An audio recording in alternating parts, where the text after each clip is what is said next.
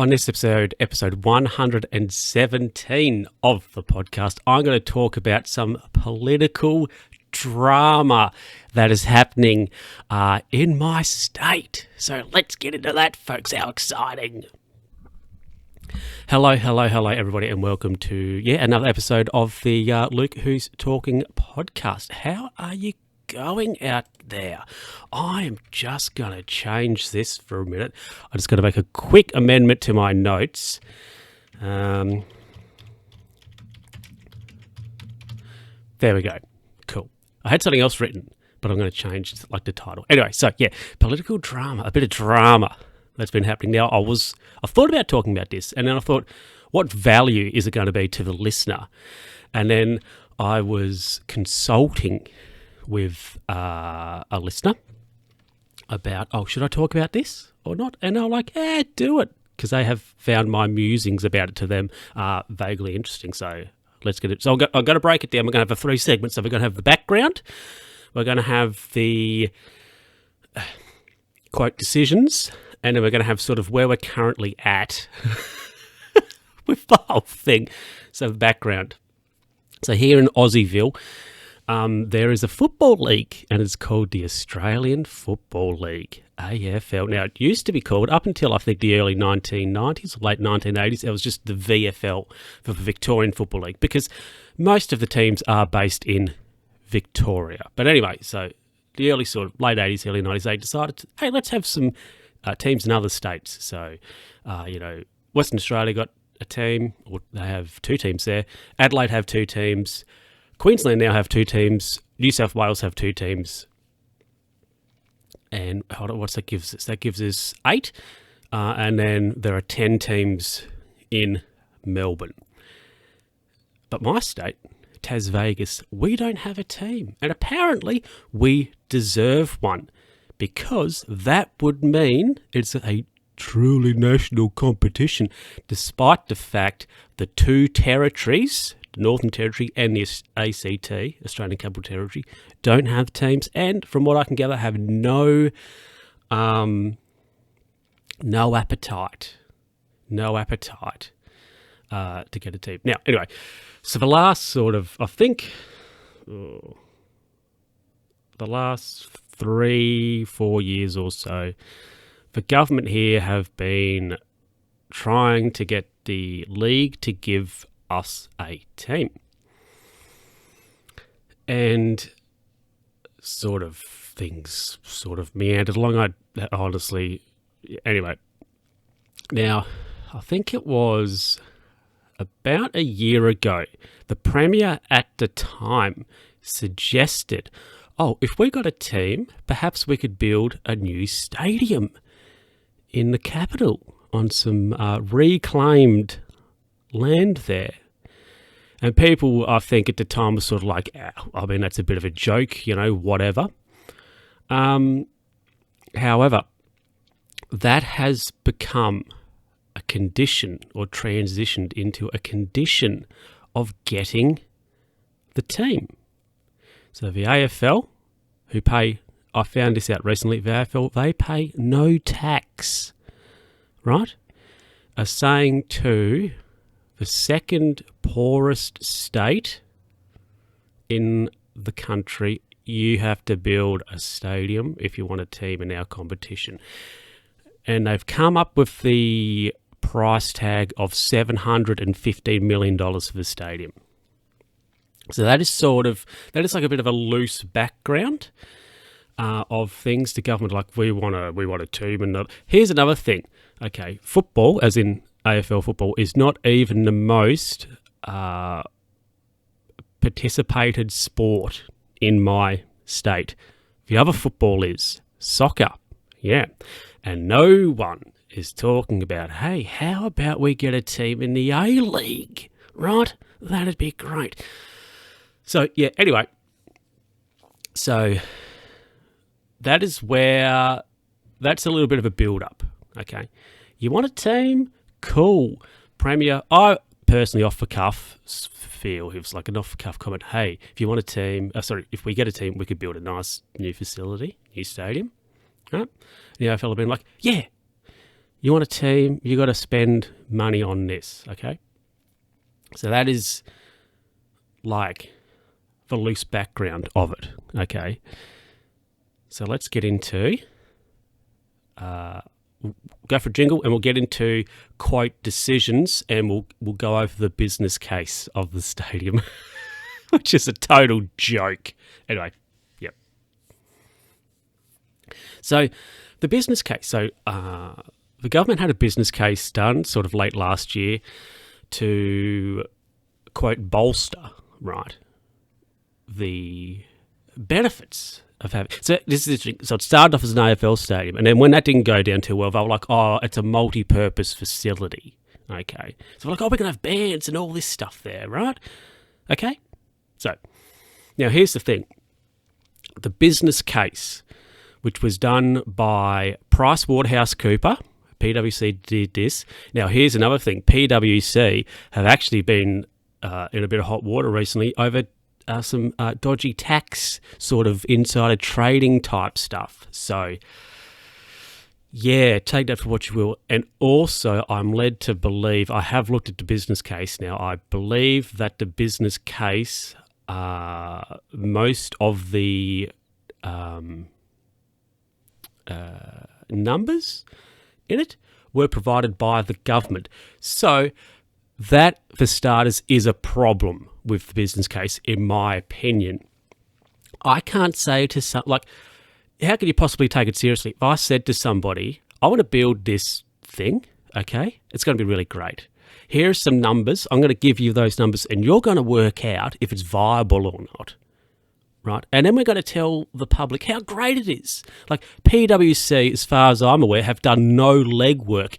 However, that doesn't mean that the business case is actually a good one, because it's not.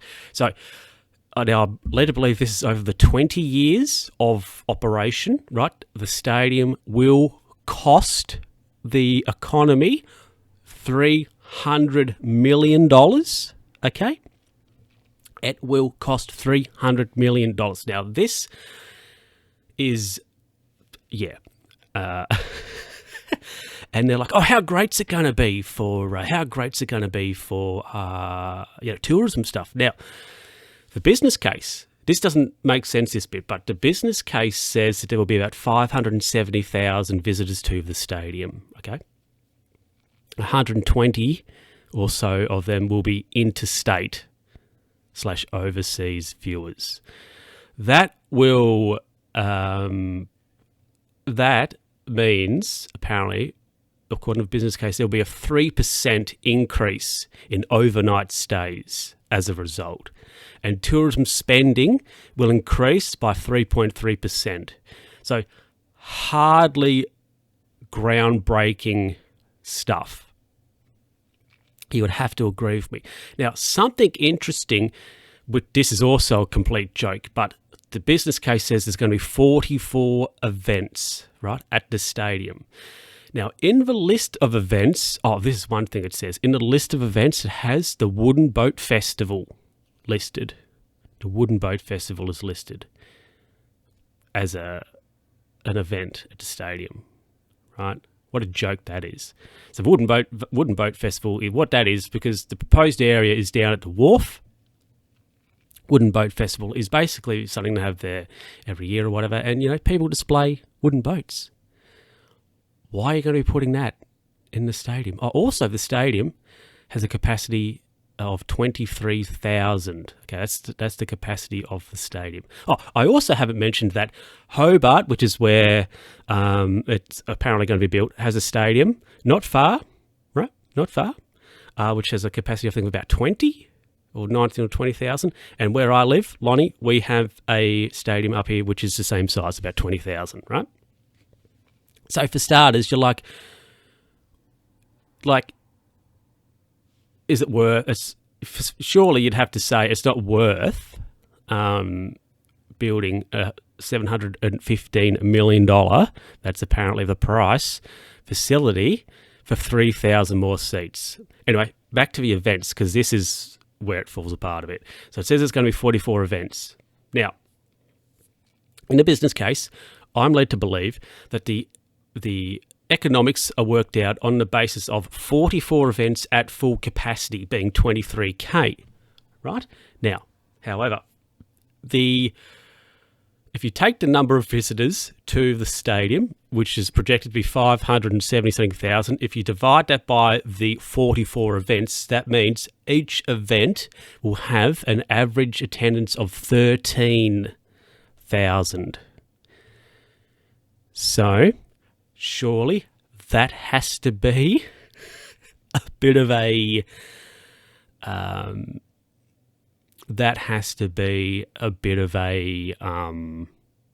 issue, surely. Another thing, in the list of events, it has international cricket, so international test and one-day cricket listed in the events. Now, I also think it says basketball as well, NBL.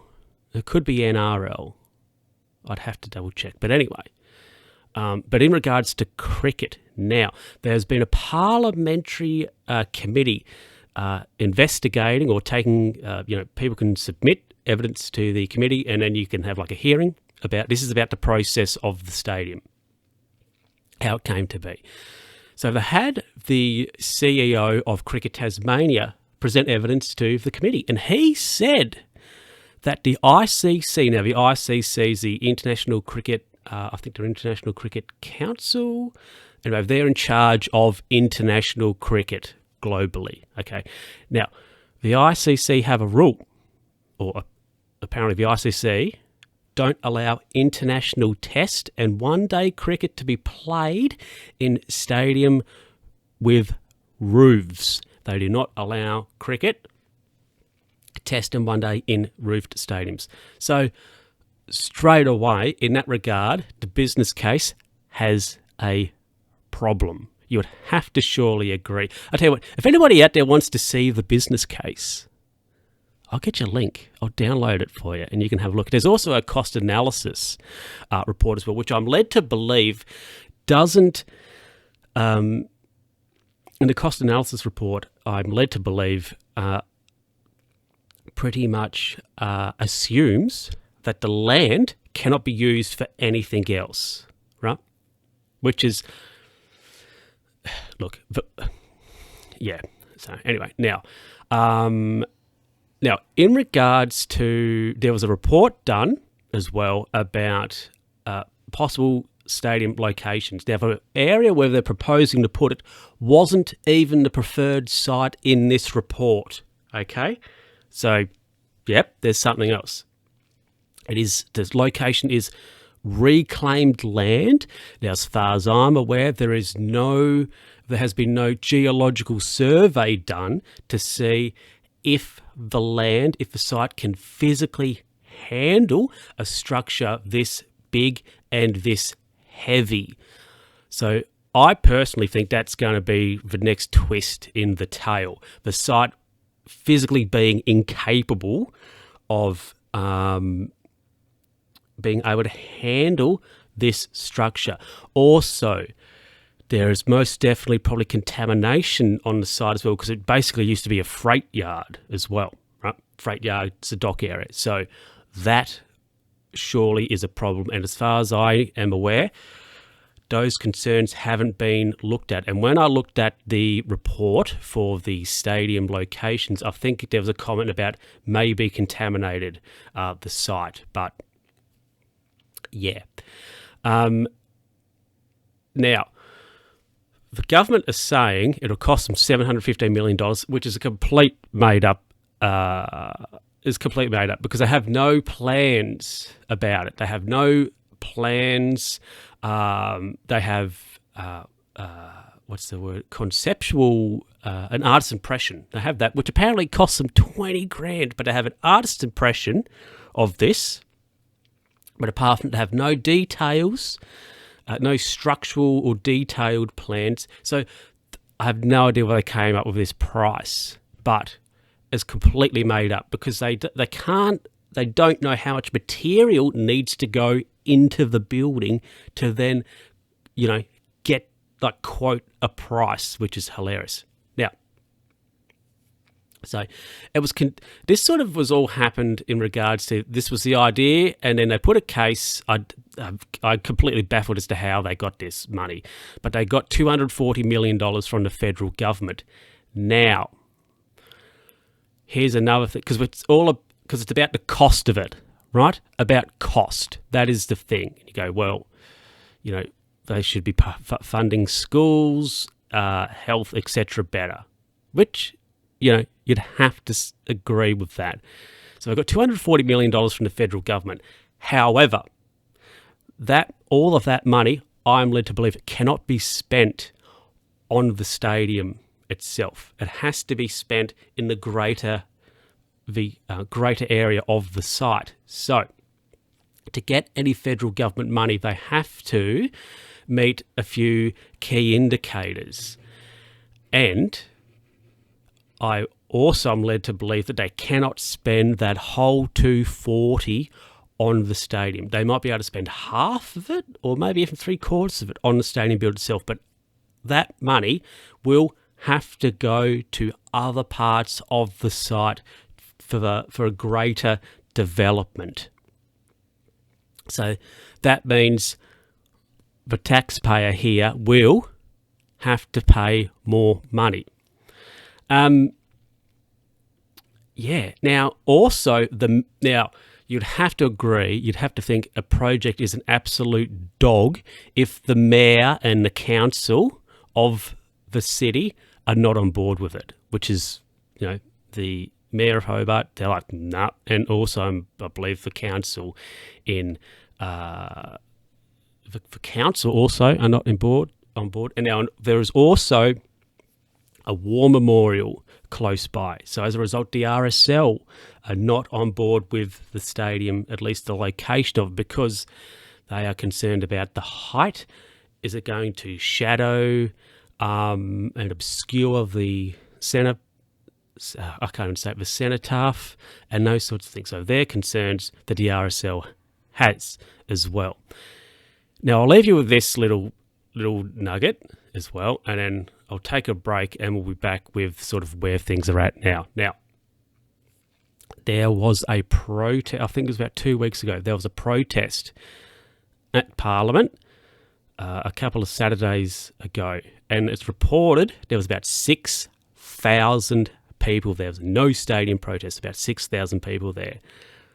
And there was a game of football on the same day down in Hobart at Bell Reef, not far from the city, and there was about 6,100 people there. I'll just leave you with that nugget, and then we'll get into kind of where we're at now with a couple of things. So the Friday before the protest, which was not Saturday, not last weekend, but the one before, I'm led to believe. Anyway, 2 government MPs resigned. Now, that meant the Govey they lost their majority as well. So 2 Govey MPs resigned, apparently using the stadium. This is a fiasco within itself, though. Anyway, now the next week they signed an MOU with the Premier, which had a couple of conditions. Now, one of those conditions was to be that the stadium was to... So what was going to happen is the stadium was going to go through or be approved under a particular piece of legislation. However, what is happening now is it's going to be changed to a different process, which I think is called a project of state. So it's a major project, I believe, is what it was going to be put through as, which means it could I think it had to go to a planning commission. They would do a report, and then the Premier and the planning minister could basically just say, yeah, fine, right? However, now it has to go through as a project of state significance, which is a different piece of legislation. So that basically means Parliament, both houses, the upper and the lower house, have to vote on it. Now, it'll get through the lower house. However, the upper house is going to be a few more problems because the government have 4 MPs there, the opposition have 3, and I think there are 7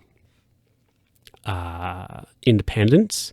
So they have to get, 3 of them on board? I think 3 or 4 of them on board, which I think could be tricky. So it might not actually even go past that. But anyway, if it was to go past that, the Planning Commission then will do a report. People then can submit evidence for a hearing, and then a report will be done with obviously a recommendation, and then that will then go to, I have to assume, the Premier, and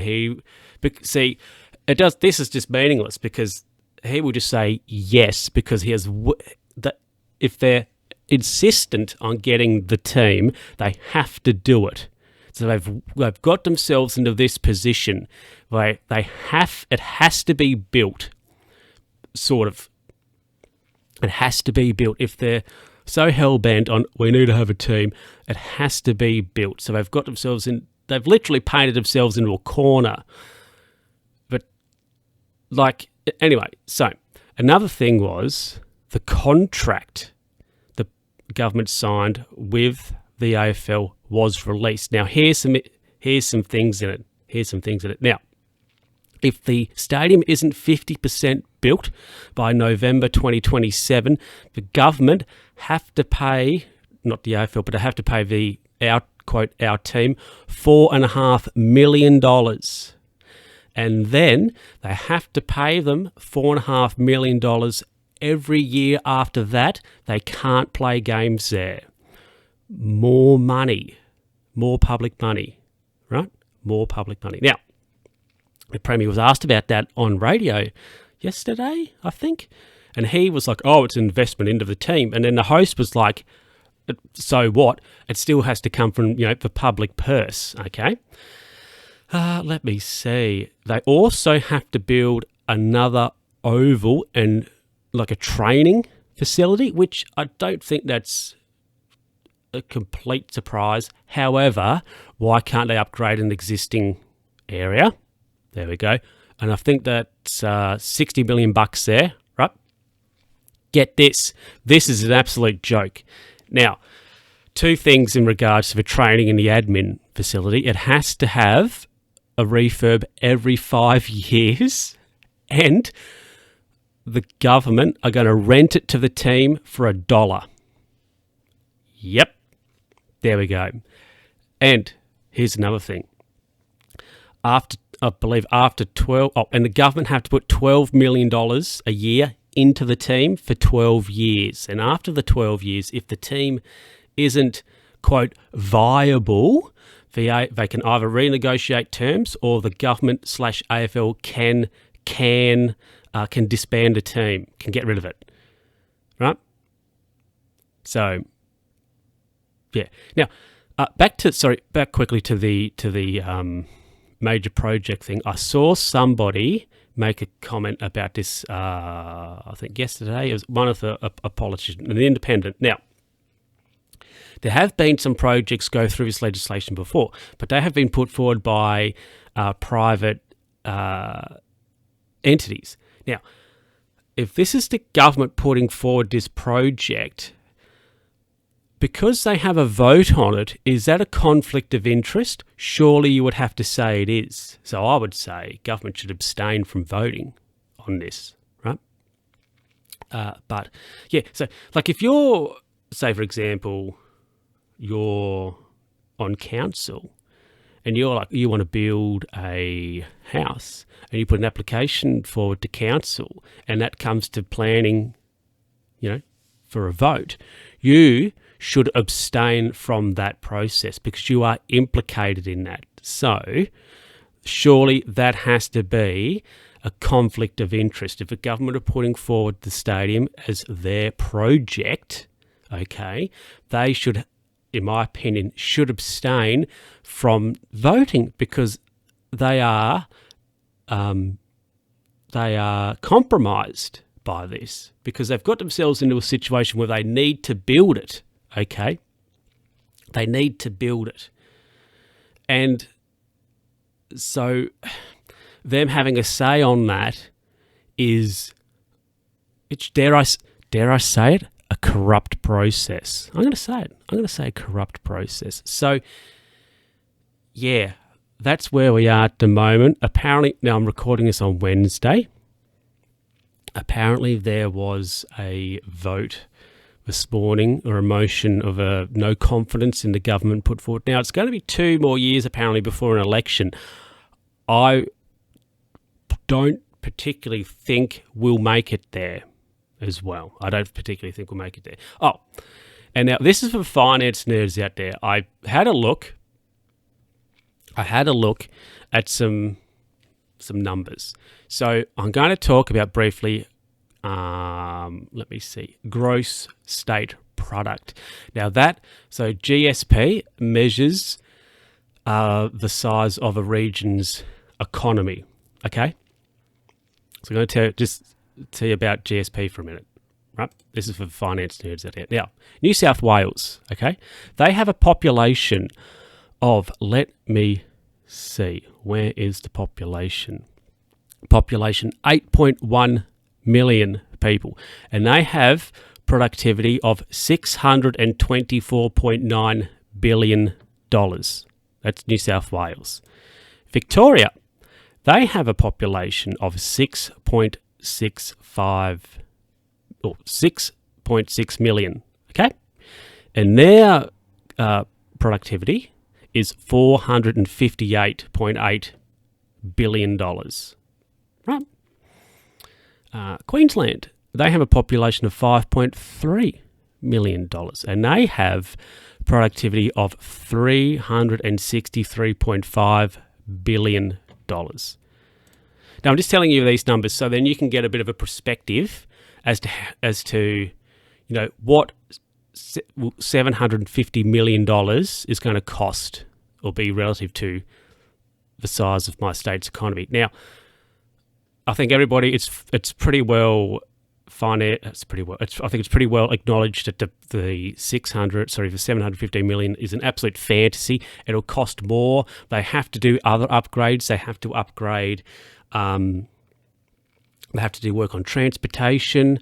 As I said, the whole $240 million from the federal government can't be spent, as far as I'm aware of, on the stadium itself.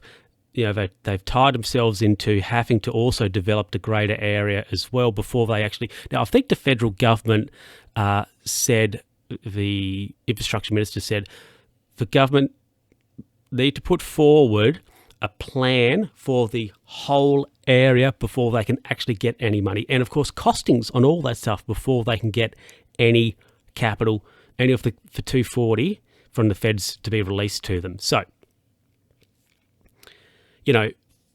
they might put forward a plan and it's going to cost them, for example, we'll just say $300 million to revamp everything else, excluding the stadium. So we've got 7, that takes us to $1 billion easily. And then you've got whatever it's going to cost more because, projects, the most recent stadium built in Australia, I think, was the Perth Stadium, and that went 91% over budget. So, so it's going to cost more. So let's say the stadium's going to cost $1 billion, and let's say, for example, it's going to cost $300 million to develop the greater area. So we're at $1.3 billion. They have to do upgrades on transportation. How they're going to get... Hobart gets gridlock, right? So if you've got a game there or an event with 23,000 people turning up on a Friday, that's going to be an absolute fiasco. So it's going to cost them more money again. So it's going to cost them like $1.5 billion, probably. Okay. Where are we? Western Australia. Western Australia has a population of 2.8 million, and they have a productivity of $292.2 billion. They actually posted a huge profit in their recent budget because they've been...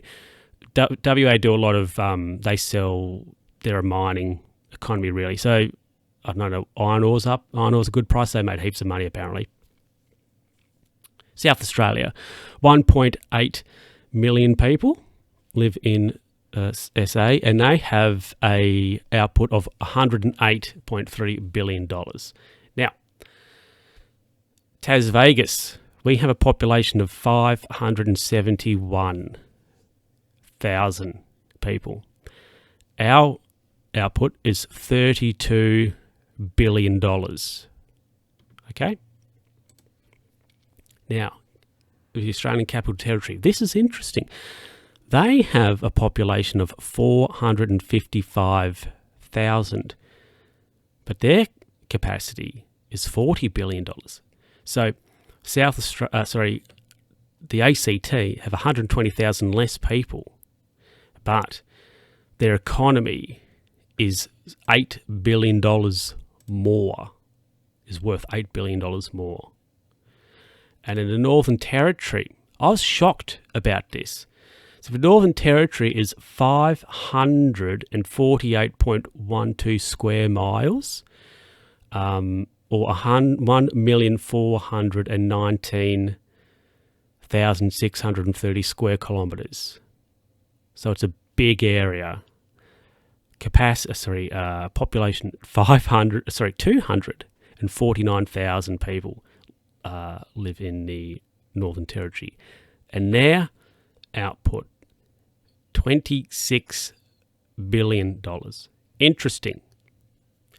Less than half the people. ACT have less than half the people, less than half the population than my state. Yet they're only about $6 billion off in regards to the size of their economy. Interesting. But yeah, anyway.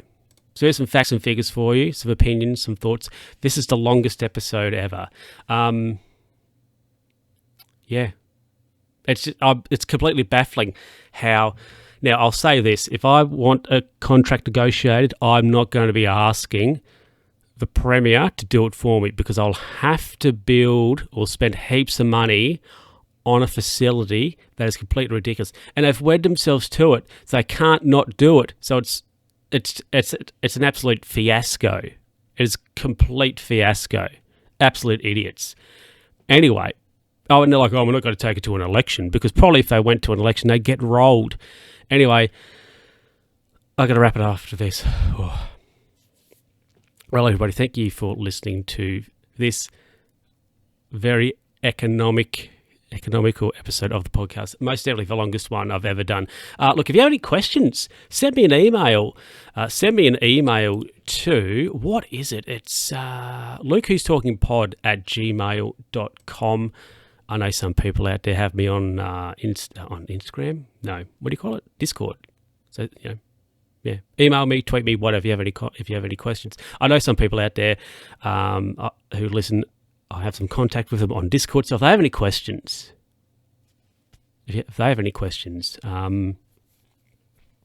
send me a question. Anyway, everybody, we're going to wrap it up, and I'll catch you in the next episode, where hopefully we won't be talking about the stadium fiasco, but if something spicy happens, I'll keep you informed. Anyway, everybody, see you later. Bye.